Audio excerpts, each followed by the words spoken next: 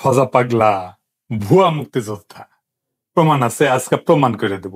আমি 1971-এর ঘটনাকে মুক্তিযুদ্ধ বলি না, কারণ যেই যুদ্ধে আমাদের মুক্তি ঘটে না তারে মুক্তিযুদ্ধ বলাটা ভণ্ডামি। আর আরেক রাষ্ট্র এসে আমারে মুক্ত করে দিয়ে যেতে পারে না, তাই তো ঘটিছে, তাই না? 1971-এ কারণ কইতে পারে 1971-কে আমরা তাইলে কি বলবো? সবচেয়ে ভালোভাবে বলা সম্ভব বাংলাদেশের জন্ম। এই বাংলাদেশের জন্ম ইতিহাসের অংশ। এই জন্মকে আমাদের জাস্টিফাই করতে হবে, তাইলেই বাংলাদেশ রাষ্ট্র টিকবে। না হলে বাংলাদেশ টিকে থাকার মরাল অথরিটি থাকবে না, নৈতিক যে অথরিটি সেটা থাকবে না। যাই হোক, সেই আলাপ আমি পরে করব, আজকে না।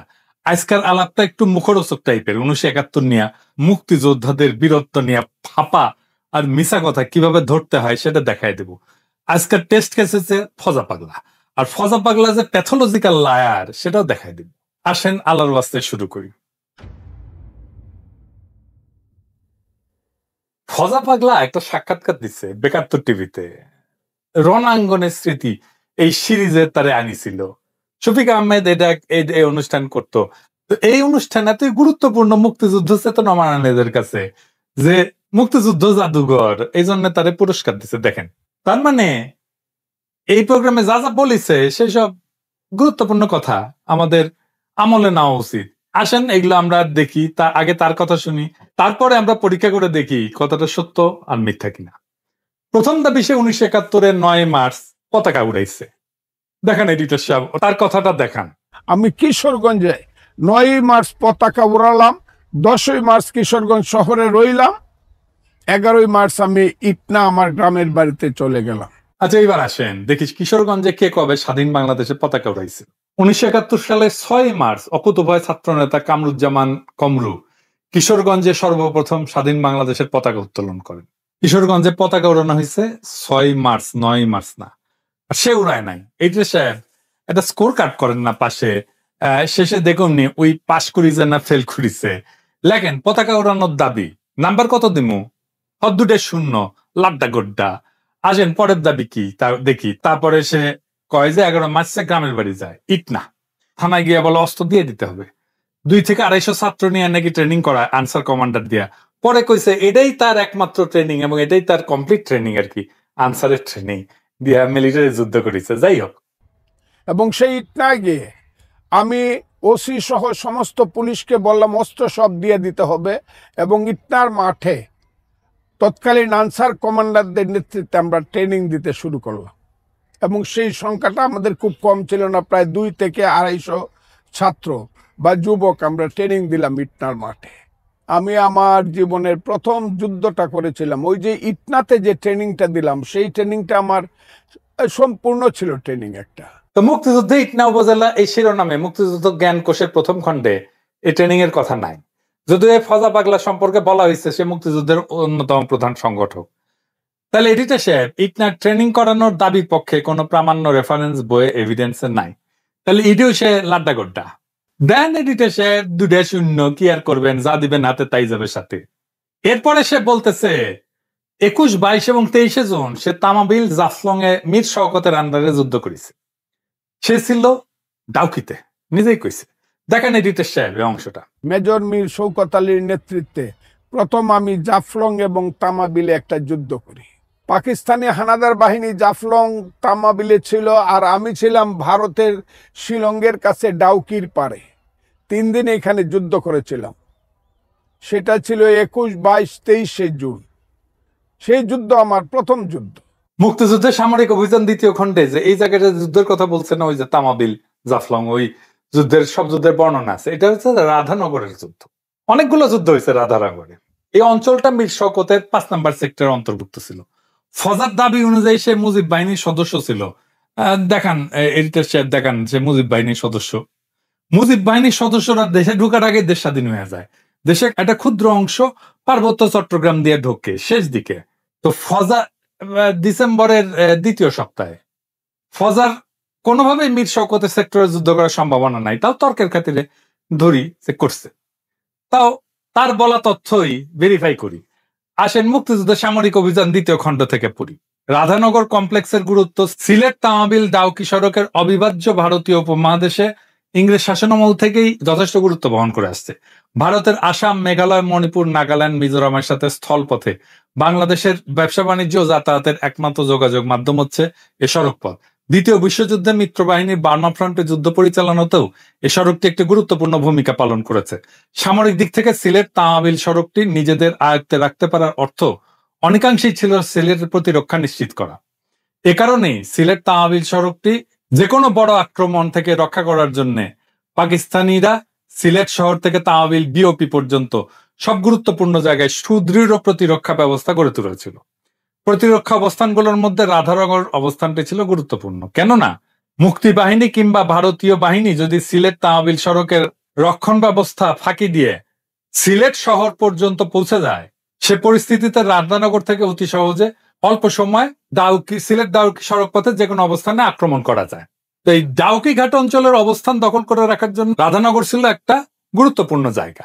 সহজ ভাষায় রাধানগরের অবস্থানটা সিলেট তামাবিল ডাউকি শিলং মহাসড়কের এতই কাছে ছিল যেখান থেকে যে কোনো ধরনের বড় ধরনের বিপর্যয় ঘটানো সম্ভব ছিল। আর সেই লক্ষ্যে দীর্ঘ 8 মাস ধরে পাকিস্তানিরা রাধানগরের চারিদিকে এক বিস্তৃত এলাকা জুড়ে একটা শক্তিশালী সুসংহত প্রতিরক্ষা ব্যবস্থা গড়ে তুলেছিল। 21-22 কোনো যুদ্ধ হয় নাই। 23 জুন পাকিস্তানিরা আক্রমণ করে রাধানগর দখলে নেয়। তো উই তাইলে যুদ্ধ করেছে, তাহলে তো হারিছে। কিন্তু 21-22 যুদ্ধ হয় নাই। 27 জুন মুক্তিবাহিনীরা আক্রমণ করে কিন্তু পরাজিত হয়ে পশ্চাৎপসরণ করে। 13 জুলাই জাফলং এ একটা যুদ্ধ হয়, এটাকে মুরিয়ার যুদ্ধ বলা হয়। যে দেখেন, তাইলে ওই যুদ্ধের কোনো কথা আছে? ডাউকি ইন্ডিয়ার মধ্যে, ডাউকিতে একটা মুক্তিযোদ্ধা ক্যাম্প ছিল, সে আছে ডাউকিতে। ডাউকি থেকে সে যুদ্ধ করতেছে জাফলং আর তামাবিলে। এইটা স্যার গুগল ম্যাপে ডাউকি, তামাবিল আর জাফলং দেখান তো।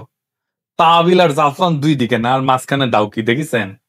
এইভাবে মিলিটারি অপারেশন করে, দুইটা দুই দিকে মিলিটারি অপারেশন হবে, আর ওই ডাউকি থেকে ওই যুদ্ধ করিচ্ছে। হ্যাঁ, ওই ডাউকি থেকে ওই দুইটা জায়গার দূরত্ব প্রায় 10 কিলোমিটারের মতো। মানে এটা ছেলে খেলা। আচ্ছা ভাই, আর্মির লোকজন আছে না, আপনারা কেন চ্যালেঞ্জ করেন না এসব বালসাল? তাহলে এটা সাহেব জাফলং এ লাড্ডা গুড্ডা, তাই না? শূন্য। এইবার আসেন করিমগঞ্জ আর তরাইল থানা মুক্ত করা। এইটা সাহেব দেখানো কি কইছে আগে। আমরা করিমগঞ্জ থানা, তারাইল থানা আমরা দখল করলাম, তাদের সমস্ত অস্ত্র নিলাম, তারাইল থানা মুক্ত করলাম, করিমগঞ্জ থানা মুক্ত করলাম। ভিতরে এই যুদ্ধগুলো আমাদের করতে হয়েছে। করিমগঞ্জ থানাকেও মুক্ত করে নাই। 14 ডিসেম্বর তারা রাজাকাররা ছাইরা চলে যায়, তারপরে পুরা করিমগঞ্জে মুক্ত হয়ে যায়। এটাকেও মুক্ত করে নাই। তাইলে এখানেও লাড্ডা গুড্ডা। করিমগঞ্জ থানা লাড্ডা গুড্ডা। তরাইল থানা মুক্তিযুদ্ধ জ্ঞান কোষে তরাইল থানা মুক্ত করার যুদ্ধের কথা আছে, সেটাও আছে। তরাইল থানা পাক হানাদারদের সঙ্গে মুক্তিযুদ্ধদের 3 বার যুদ্ধ হয়। একবার তারা দখল করার পরে পাক বাহিনী আবার এটা যে পাল্টা দখল করে নেয়।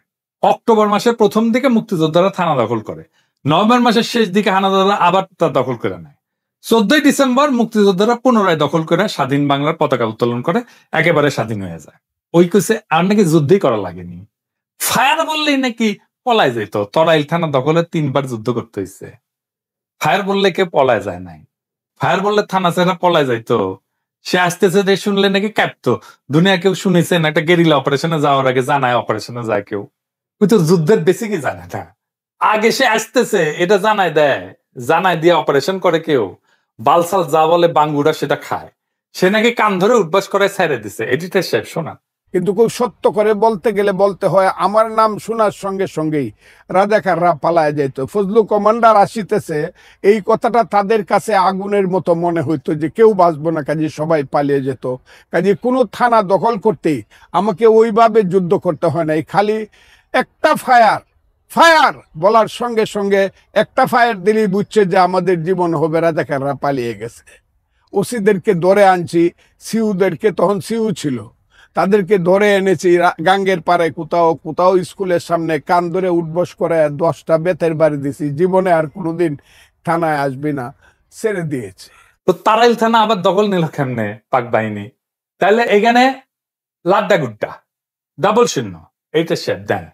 ফাইনালি সবচেয়ে মজার যুদ্ধ, আসেন এটা দেখি। সে বলতেছে 9 ডিসেম্বর কালনি কুশিয়ারা এসে যুদ্ধ করছে। তার কাছে জানতে চাইছে যে তাকে কখনো এমন মনে হয়েছে যে সে আর কখনো বাঁচবে না। সে কইতেছে এই কথাটা, আগে শোনান কি কইতেছে। এটা হলো 9 ডিসেম্বর 1971 সাল। এইটা আমি বলি নাই আপনাকে। এটা হলো আমার কালনি কুশিয়ারার যুদ্ধ। মেঘনা যাকে বলে পরবর্তী আজমিরগঞ্জ একটা নদী কালনি কুশিয়ারা হইয়া চাতলপাড়ের কাছে মেঘনায় এসে পড়ছে। সেই কালনি কুশিয়ারার যুদ্ধে আমি 3টা স্টিমারে 179 জন পাক বাহিনী ছিল, মিলিশিয়া ছিল, রাজাকার ছিল, আমরা মাত্র 3 জন। এখনো আরেকজন জীবিত আছে। কয়েকদিন আগে আমার আরেক মুক্তিযোদ্ধা বন্ধু মারা গেছে। আমরা 3 জন, আমি ফজলুর রহমান, আমার ডেপুটি কমান্ডার নিহারেন্দু দেবনাথ, আমার আরেক সাথী আবু তাহের ঠাকুর মারা গেছে। 3 জন আমরা যুদ্ধ করি। তাদের 2 জনের কাছে 2টা এলএমজি ছিল। স্টিমার আমরা আক্রমণ করি কালনি কুশিয়ারায় 2টা এলএমজির মাধ্যমে। আমার কাছে মাত্র একটা স্ট্যান্ড গান ছিল। আমি সিগন্যাল দেওয়ার সঙ্গে সঙ্গে 2 দিক থেকে নদীর উপরে স্টিমারে ফায়ার হওয়া শুরু হইলো। একদম মাস্টার ব্রিজ উড়ে গেল। শেষ পর্যন্ত পাক বাহিনী আমার কাছে সারেন্ডার করলো। এটা ছিল আমার 9ই ডিসেম্বরের যুদ্ধ। পাক বাহিনী বুঝতে পারে নাই যে আমরা 3 জন, কারণ আমি 500 লোককে লাইং ডাউন করাইছিলাম এই লাঠি দিয়া। কাজে তারা আমাদের কাছে সারেন্ডার করছিল। কি কইল? 3টা স্টিমারে 179 জন পাক সেনা আসতেছিল, তারা 3 জনে হারাই দিছে। 2 জনের কাছে সাবমেশিন গান ছিল আর তার কাছে স্টেন গান ছিল। 179 জন এই গুলিতেই সারেন্ডার করলো। হ্যাঁ, করিছে, কারণ ওই কাছে লাঠি হাতে নাকি 500 লোকরে শুয়ায় রাখছিল। তাই দেখে ভাবিছে যে অনেক লোক তাদের গুলি করতেছে। ট্রেনিং পাওয়ার মেয়ে 2টা এলএমজি 2 পার থেকে গুলি করতেছে, নদীর 2 পার থেকে। তারপরে মনে করবে 500 লোক গুলি করতেছে, মানে বালসাল যা বুঝাবে। গাজার নৌকা পাহাড়ের চলে। পলাশি যুদ্ধ নাকি সে যুদ্ধ লেঙ্গা করেছিল, পাসাত কামানে শুয়ায় রাখিছিল ওর সোলজারদেরকে। তো ওই রবার্ট ক্লাইভ ভাবিছে সারিছে কত কামান, কিন্তু ওর মধ্যে একজন আসছিল চুলকানি। তো পাসাত যে হাত দিয়ে চুলকাইছে, ক্লাইভ বুঝিছে যে কেস তো খারাপ। এই চুলকানির জন্য রবার্ট সিরাজউল্লাহ হারিয়েছিল। শুনিছেন না এই গপ্প? চুলকানির ওষুধ বিক্রি করে যে সমস্ত হকার তাদের কাছে, এই গপ্প ওই ফজা পাগলা শুনেছিল। তাই শুনে আমাকে শুনেছে, আমাকে বাচ্চা কাচ্চা ভাবিছে। বাচ্চা কাচ্চারা এই সমস্ত গল্প করে, দামরা বুড়ারা এই সমস্ত গল্প করে, সেগুলো আবার শুনে কেউ কিছু কয় না। এই জন্যই এদের এত বার বাড়িছে। ইয়াল্লাহ, দরবেশ বানায় দাও, আমি এই দুনিয়ার থাকুন না। তো এডিটেশন পাশ করিছে, ওই করে নাই। দেখেন না যে বিশেষ বিবেচনায় পাশ মার্ক দেওয়া যায় কিনা? দেওয়া যায় না। দেখেন দরিদ্র অথচ মেধাবী, এই কোটায় দেওয়া যায় কিনা পাশ মার্ক? এই কপালটাই খারাপ রে ফজা পাগলা। বেকার তোর টিভিতে সাক্ষাৎকার দেওয়ার আগে তুই কি আলু খাইছিলু? আলু, হ্যাঁ, তাই মনে হয় গোল্লা পাইছু। পরীক্ষার আগে আলু খাইতে হয় না রে পাগলা। তোর কোনো দোষ নাই, দোষ আলুর। তোর আলুর দোষ আছে।